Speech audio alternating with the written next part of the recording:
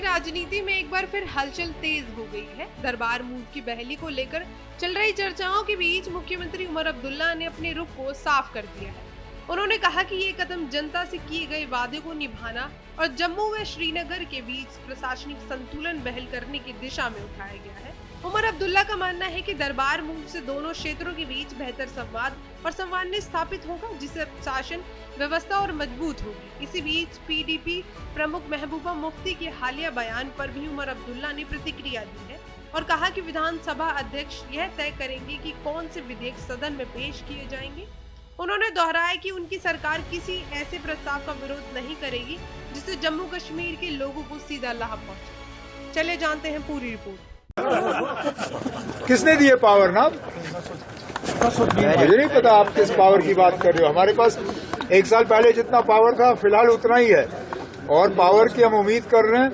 इसलिए तो हम स्टेटहुड पे जोर दे रहे हैं, क्योंकि वो जम्मू कश्मीर के साथ किया हुआ एक वादा है जो वादा पूरा होना चाहिए।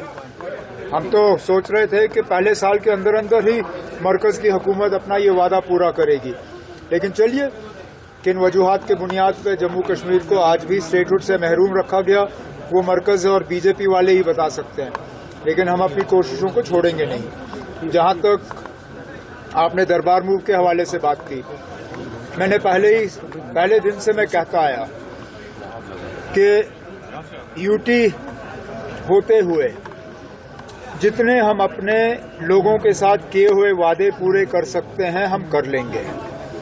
इस सिलसिले में चाहे रिजर्वेशन को रिव्यू करके उसमें तब्दीली लाना, कैबिनेट सब कमेटी जिसकी निगरानी सकीना यत्तू साहिबा कर रही थी, उन्होंने अपना काम मुकम्मल करके अपना रिपोर्ट कैबिनेट के सामने पेश किया। कैबिनेट ने उस रिपोर्ट को मंजूरी दी।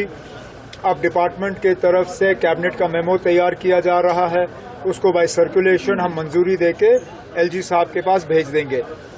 वो एक वादा था हमारा लोगों के साथ। इसी सिलसिले में दरबार मूव को दोबारा शुरू करना, ये भी एक वादा हमारा लोगों के साथ था।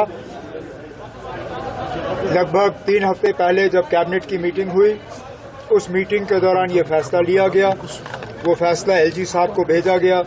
जैसे ही एलजी साहब का दस्तखत फाइल पे हमें वापस मिला, हमने वो ऑर्डर जारी किया है और 2021 के बाद दोबारा जम्मू और श्रीनगर को इस दरबार मूव के जरिए जो है जोड़ा जा रहा है। जिस तरह कल महबूबा मुफ्ती ने कहा है कि जो राज्यसभा की 4 निश्चित हैं, हम कुछ शरायत रखे थे। मैंने राज्यसभा और खासकर महबूबा मुफ्ती साहिबा के बयान को लेके मुझसे इसमें जम्मू में पूछा गया और मैंने जम्मू के प्रेस कॉन्फ्रेंस के दौरान अपने जवाब में यही कहा जो मैं आज फिर दोहराऊंगा।